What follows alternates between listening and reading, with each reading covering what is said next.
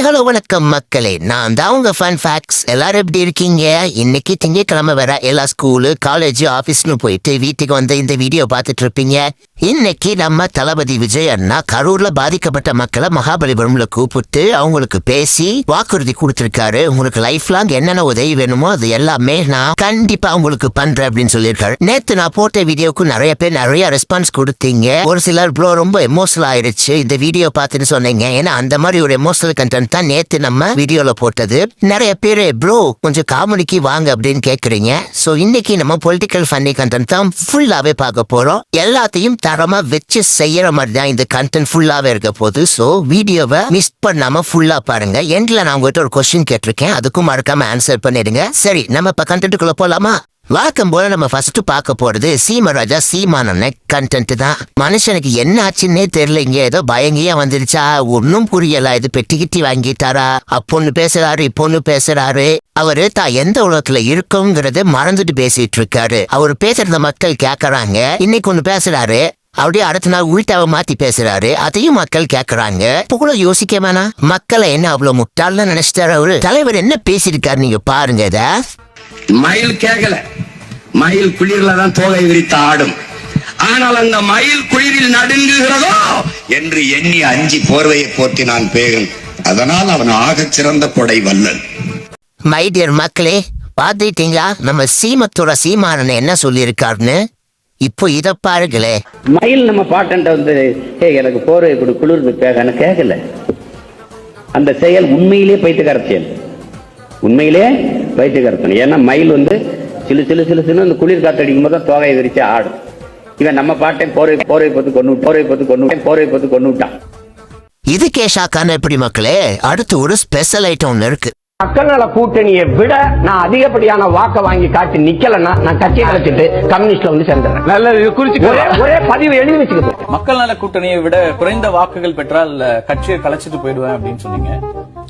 இப்போ வாக்குகள் சதவீதத்துல மக்கள் நல கூட்டணி நாம் தமிழரை விட அதிகமாக தான் வாக்குகள். மக்கள் நல கூட்டணின்னு நம்ம அப்படி பேசுறோம். அடுத்து ஒரு ஸ்பெஷல் ஐட்டம் ஒன்று காட்டுறேன். விருதுநகர்ல நைட் ஒன்று பேசியிருப்பாரு. அதே அடுத்த நாள் தூத்துக்குடியில ஒண்ணு பேசியிருப்பாரு. அது என்ன நீங்க பாருங்களேன். படிக்காதவன் எப்படா தனக்கான நல்ல தலைவனை தேர்வு செய்வான்? பைத்தியக்காரா, இப்படி தாண்டா கூடுவான், கூடத்துல போய் சிக்கி சாவான். இப்ப ரொம்ப கொலவெறின்னு வச்சுக்க, இருவனை அடுத்த கூடத்துக்கு உள்ள தள்ளி விடுறேன். நாம ஏன் இவனை போட்டு கொண்டு ஜெயிலுக்கு போடணும்? போற அந்த கூடத்துக்கு போடானா நசுக்கி செத்துட்டு வா அப்படின்ட்டு. நீ என்ன மனநிலையில் இருக்க? ஆத்துல அழகிற இறங்கினாலும் கூட, ஆட்டக்காரன் வீதிக்கு வந்தாலும் போற. நான் இதை விட பார்த்தாச்சு. இப்ப தூத்துக்குடிக்கு போலாமா? உங்களுக்கு தெரியும் நினைக்கிறேன். அதனால ஒவ்வொரு கட்சியும் ஒவ்வொரு தேவைக்காக பேசுது. இறந்த உயிர்களுக்காக ஒரு வருத்தம் கூட யாரும் சொன்னதா பதிவு பண்ணதா தெரியல. ஆதரவு எதிர்ப்பு அப்படின்னு தான் இருக்குது ஒழிய அதை போய் பேசி இன்னும் என்ன இருக்குது? போன உயிர் போனதுதான். இது இனி வரும் காலங்கள்ல மிக கவனமா ஒவ்வொருத்தரும் இது செயல்படணும். அவ்வளவு பொறுப்புணர்வோடு இயங்குவாங்களாங்கிறதே சந்தேகம் தான். என்ன நீ தெரிஞ்சு பண்றியா இல்ல தெரியாம பண்றியா ஒன்னும் புரியல. இத கூட விட்டுறலான்னு. ஆனா கிருஷ்ண பகவானை வச்சு ஒரு காமெடி பண்ணியே ஒரு லோல் ஆகி அதெல்லாம் பார்த்தா நீங்களே பாருங்க மக்களே.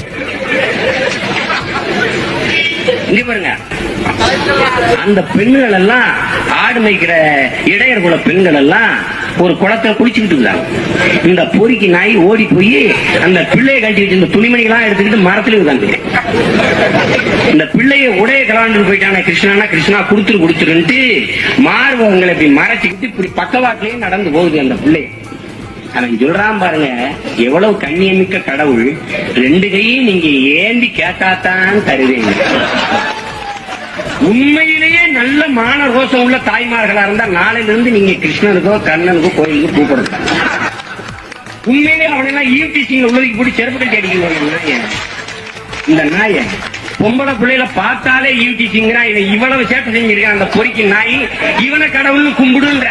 இத கூட விடுங்க மக்களே, பெரிய ஒரு அணுகுண்டு அவனை காட்டுறோம் பாருங்க.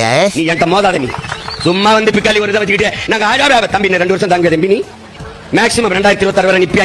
நீ ஒன்னும் ஒரு நாள் ஆட்டுக்குடி மேய்க்க என்னோட சேர்ந்து வரணும். வாடியா கிடையாது, ஏதோ ஆடுற அதிகாரத்தினர்ல நான் கேட்கிற கேள்விக்கு பதில் சொன்னா பொதுவாக அண்ணாமலை கூப்பிடுறேன். நீ வாணி ஒரு தொலைக்காட்சியில நீ நான் பாரதிய ஜனதா தமிழ்நாட்டுக்கு எதுக்கு ஒரே ஒரு காரணம் சொல்லி நிரூபிச்சார். கட்சி விட்டு போயிடலாம். உடம்புல தூய தமிழ் ரத்தம் ஓடுதா போய் முதல்ல சோதிச்சுட்டு வா. தமிழ்நாடு நோடில்ல, காவிரி நோடில்ல, டில் ஐடத்து பிரவுட் கன்னடிகா எங்க தமிழ்நாட்டுல உனக்கு ஓடில்ல.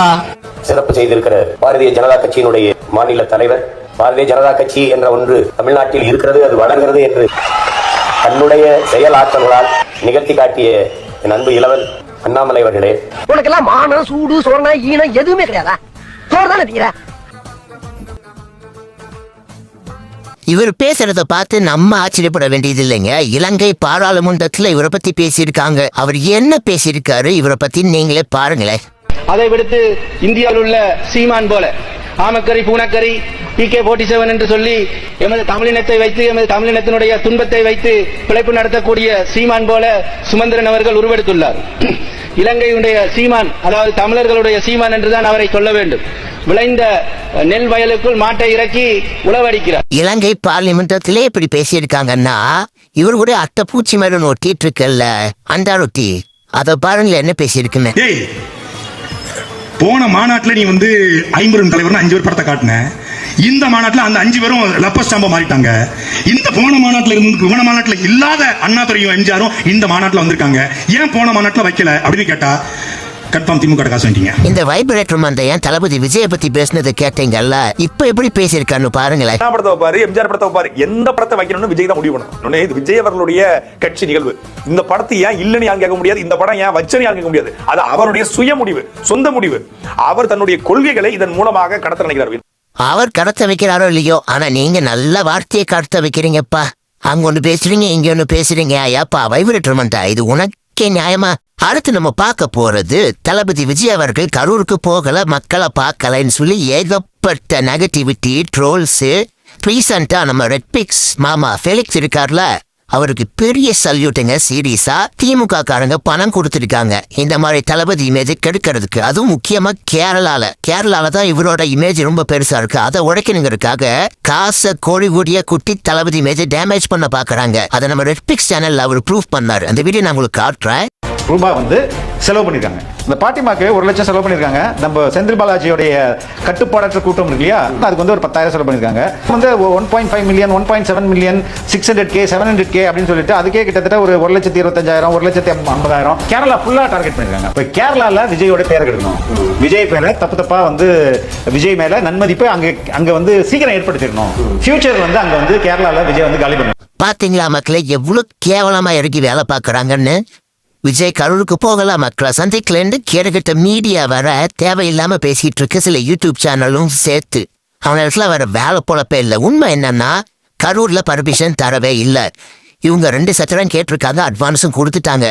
அட்வான்ஸ் கொடுத்த சாயந்தரம் அட்வான்ஸை திருப்பி கொடுத்துட்டு உங்களுக்கே புரியும் நினைக்கிறேன், எங்களால முடியாது சாரின்னு சொல்லிட்டாங்க. அந்த ஒரே காரணத்தினால மட்டும்தான் கரூர்ல பாதிக்கப்பட்ட மக்களை தளபதி விஜய் அவர்கள் மகாபலிபுரம் வர வச்சு பார்த்தாரு. போலீஸ்காரங்கிட்ட கரூர்ல போய் கேட்டதுக்கு காம்பவுண்டே இல்லாத ஒரு இடத்த கொடுத்தாங்களாமா, மக்கள் அங்க மீட் பண்ணுங்கன்னு. இதெல்லாம் என்னங்க நியாயம், என்ன லாஜிக்னு சுத்தமா புரியல. சத்திரத்தை புக் பண்ணும், சத்திரத்துக்கு எல்லாரையும் வர வச்சிரும். காலையிலேருந்து மாலை வரை நான் இருக்க போறேன். எல்லா குடும்பத்துக்கும் ஒரு 1/2 மணி நேரமாவது மனம் விட்டு பேசணும் எனக்கு அப்படின்ற மைண்ட் செட்ல தெளிவா இருக்காது. அப்போ ஒரு 6 மணி நேரம் மினிமம், அட்லீஸ்ட் ஒரு 6 hours to 10 hours ஆகும். அந்த சத்திரத்தை போய் கேட்டா காத்தால ஒரு எக்ஸ் சத்திரத்தை போய் இதை கொடுத்துட்டு வராங்க. சார் உண்மை சார், நடந்த உண்மை. போயிட்டு சத்திரத்தை போய் கொடுக்குறாங்க அட்வான்ஸ். சாயங்காலம் அந்த சத்திரம் மேனேஜர் சார் வேற சத்திரம் பாத்துங்க அட்வான்ஸ் கொடுத்துட்டு திருப்பி கொடுத்துட்டாரு. என்ன காரணம்? அழுத்தம். அது அவர் புரிஞ்சுக்குங்க சார், அவர் வேற எதுவுமே சொல்லியா சார் கொஞ்சம் புரிஞ்சுக்குங்க அப்படின்னு கொடுத்துட்டு போறாரு. அடுத்தது சரி வேற சத்திரம் 10 நாளா நீங்க சொல்றீங்களா, இவ்வளவு நாள் போல 10 நாளா 15 நாளா கிட்டத்தட்ட அந்த 15 நாளையோட 1 மாசம் ஆகும் போது 15 நாளைக்கு மேல அந்த 16 நாள் காரியம் முடிஞ்சதுக்கு அப்புறம் மீட் பண்றதுக்கான வேலைகள் இருக்கும்போது கிட்டத்தட்ட ஒரு 10-15 நாளா எந்த சத்திரமே கொடுக்கல. யார் கிட்ட போனாலும் இதுதான் இஷ்யூ. போலீஸ் கிட்ட போய் கேட்டிருக்காங்க, அவங்க ஒரு சத்திரத்தை காட்டுறாங்க. காம்பவுண்ட் வாலே இல்லையா அந்த சத்திரத்துல, சத்திரத்துல காம்பவுண்ட் வாலே இல்லையா, 2 அடிக்கு ஒரு காம்பவுண்ட் வால் மாதிரி பயங்கர பாதுகாப்பு குறைபாடு இருக்குன்ட்டாங்க. ஒண்ணுமே பண்ண முடியாது. 2வது சின்ன சத்திரமும். சோ அப்ப சின்ன சத்திரத்தை தாண்டி அது 40 குடும்பம், இவங்க மட்டும் ஒரு 100 பேர் கொண்ட டீம் தான் இருக்க போறாங்க. அது மாதிரி பெருசா இருக்க போது கிடையாது. இவங்க யாரை கூட்டு வரணும், முக்கியமான ஆட்கள் தான் பேச போறாங்க. இந்த தாவே காசிகள் இருக்க போறாங்க, டாப் பீப்புள்ஸ் 10 பேர் தான் இருப்பாங்க. இதுதான் பிளான். பட் இருந்தாலும் 6 மணி நேரத்துல இருக்காருன்னு சொன்னீங்கன்னா எவனாலும் உள்ள வந்துருவாங்க. பப்ளிக் நீங்க கண்ட்ரோல் பண்ண முடியாது. இப்ப என்ன இந்த மீடியா ரொம்ப ஒஸ்ட்டுங்க. கேவலம் விஜய் அவர்கள் பேரை கெடுக்கணுங்கிறதுக்காக இஷ்டத்துக்கு போய் நடிகை கிட்ட எதுக்கு நடிகை நேரத்துல போய் மைக்க தூக்கிட்டு நிக்கிறானுங்க, வெக்கம் கட்டவனுங்க, மானம் கட்டவனுங்க. சில மீடியாக்கள்லாம் கேடுகட்ட மீடியாக்களா இருக்குங்க. ஈசன்டா தளபதிக்கு சப்போர்ட் பண்ற ஒரே சேனல்னா நான் ரெட்பிக்ஸ் ஜெரால்ட் அவர்களை மட்டும்தான் சொல்லுவேன். அடுத்து நம்ம பார்க்க போறது நம்ம சிஎம் சாரை பத்தி. முதல்வன் படத்துல அர்ஜுன் சார ரகுவரன் சொல்லுவோம் அப்படில, இவரை வெப்பாராம் இவரை எடுப்பாராம் பாம. அந்த மாதிரி ஒரு வீடியோ தான் இப்ப நான் உங்களுக்கு காட்ட போறேன். ஃபுல்லா மாவட்டத்தில் ஒருத்தர் இருந்தார் அமைச்சர் செந்தில் பாலாஜி. அவரை பத்தி சொல்ல வேண்டிய அவசியமே இல்ல. இந்த கரூர் மாவட்டத்தை தன்னுடைய கட்டுப்பாட்டில் வச்சிருக்கிறாரு. கட்டுப்பாடுனா கொள்ளையடிக்கிறதுல, ஊழல் செய்யறதுல, லஞ்சம் வாங்குறதுல அந்த கட்டுப்பாட்டில் வச்சிருக்கிறாரு. இப்படி ஒன்றா இரண்டா எடுத்து சொல்ல அப்படின்னு பாட்டு இருக்கு. அந்த அளவிற்கு லஞ்ச லாவணியம் இன்றைக்கு கொடிகட்டி பறந்து கொண்டிருக்கக்கூடிய நிலையில தான் அமைச்சராக இருந்தாலும் சரி, எம்பியாக இருந்தாலும் சரி, அந்த பணியை அவர்கள் செஞ்சுக்கிட்டு இருக்கார். மாவட்ட கழகத்தினுடைய செயலாளர், என்னுடைய இனிய சகோதரர், அருமை சகோதரர், பாசமிகு சகோதரர், ஆற்றல்மிகு சகோதரர், செயல் வீரர் செந்தில் பாலாஜி அவர்களே, பொதுக்கூட்டம்னு சொல்லிட்டு மாபெரும் எழுச்சி மாநாட்டையே இங்க ஏற்பாடு செஞ்சிருக்கிறார் செயல் வீரர் செந்தில் பாலாஜி அவர்கள். நாம கோடு போட சொன்னா ரோடு போடுவாரு. ரோடு போட்டு அந்த ரோடு மேலதான் நான் வாகனத்துல வந்தேன். மேற்கு மண்டலத்துல எதிரிகளுக்கெல்லாம் ஒரு சிம்ம சொப்பனமாக இருக்கக்கூடியவர் தான் நம்முடைய Senthil Balaji. CM sir, what sir, it's very wrong sir. அடுத்து ஒரு தரமான வீடியோ பாருங்க. ஸ்டூடெண்ட்ஸ் கேட்கிற கொஸ்டினுக்கு தலைவர் நல்லா ஆன்சர் பண்ண முடியல, ஆனா அது எப்படி எல்லாம் மலைப்பி எஸ்கேப் ஆகணும்னு பாக்குறாரு. இந்த காமெடி பாருங்களேன்.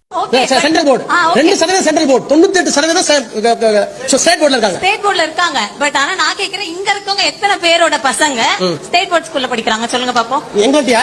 எங்கள்ட்டியா?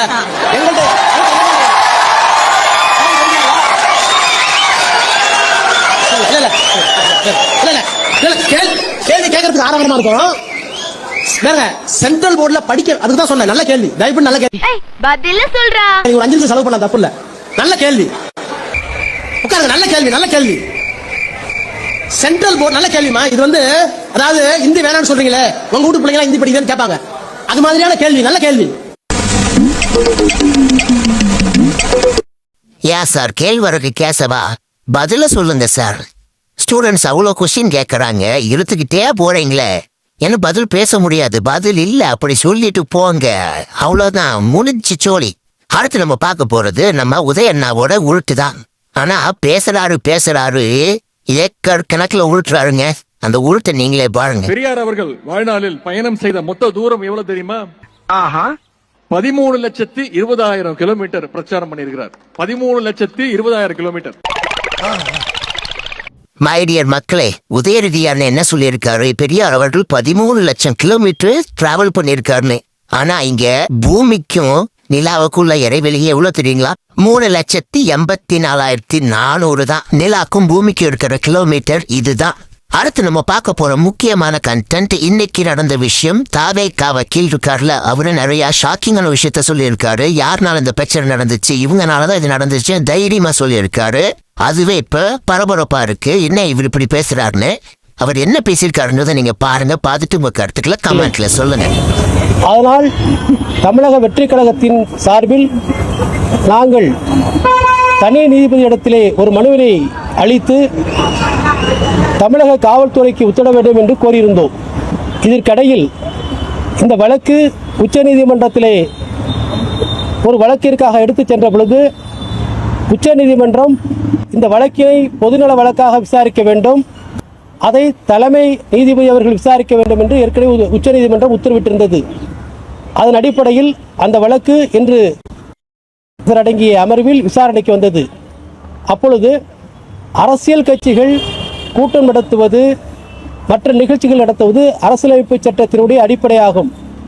இப்படி ஒரு நீண்ட காலமாக எஸ்ஓபி ஸ்டாண்டர்ட் ஆப்ரேட்டிங் ப்ரொசீஜர் என்று சொல்லக்கூடிய வழிகாட்டு நெறிமுறைகளை நீங்கள் உருவாக்காமல் இருப்பது தவறு என்று சொன்னதன் அடிப்படையில் தமிழக அரசு நாங்கள் 11/11/2025க்குள் இந்த அரசியல் கட்சிகளுக்கு தேவையான வழிகாட்டு நெறிமுறைகளை உருவாக்குவோம் என்று உத்தரவாதம் அளித்தார்கள். அதே போல உயர்நீதிமன்றம் இந்த வழிகாட்டு நெறிமுறைகளுடைய அடிப்படையில் எந்த அரசியல் கட்சிகளுக்கும் நீங்கள் தற்பொழுது அனுமதி மறுக்கக்கூடாது, அரசியல் கட்சிகள் மனுவை அளித்தால் அவர்கள் கூட்டங்கள் நடத்துவதோ மற்ற நிகழ்ச்சிகள் நடத்துவதற்கு அனுமதி மனுவை அளித்தினால் அதை உடனடியாக பரிசீலனை செய்யுமாறு கேட்டுக்கொண்டிருக்கிறார்கள்.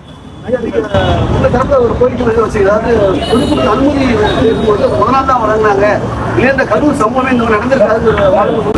இல்ல, தொடர்ந்து தமிழக வெற்றி கழகத்தின் சார்பில் நாங்கள் நடத்திய எல்லா நிகழ்ச்சிகளுக்குமே காவல்துறையிடம் ஒரு 15 நாட்களுக்கு முன்பேயே நாங்கள் மனுவை கொடுத்து விடுகிறோம். ஆனால் எங்களுடைய அந்த ஷெட்யூல் டேட்டுக்கு முதல் தான் அவர்கள் அனுமதி அளிக்கிறார்கள். அதை நாங்கள் உயர்நீதிமன்றத்துடைய கவனத்திற்கு கொண்டு வந்தோம். அதன் பிறகுதான் இன்றைக்கு நீதியரசர் அவர்கள் என்ன சொல்லியிருக்கிறார் என்று சொன்னால், ஒரு ஸ்பெசிஃபைட் டேட்டு, இத்தனாம் தேதி மனு கொடுத்தாங்கன்னா இத்தனாம் தேதிக்குள்ள நீங்கள் அதற்கான அவர்களுக்கு அனுமதி வழங்க வேண்டும் என்று சொல்லியிருக்கிறார். சார், காவல்துறை தரப்புல 3 to 10 கரூர் வேலுச்சாமிபுரத்துக்கு அனுமதி கொடுத்திருக்கிறாங்க. ஆனா 12 மணிக்கே வேலுச்சாமிபுரத்துக்கு எல்லாரும் வந்துருங்க அப்படின்னு புஷி ஆனந்த் பேசி வீடியோ வெளியிடுறாரு.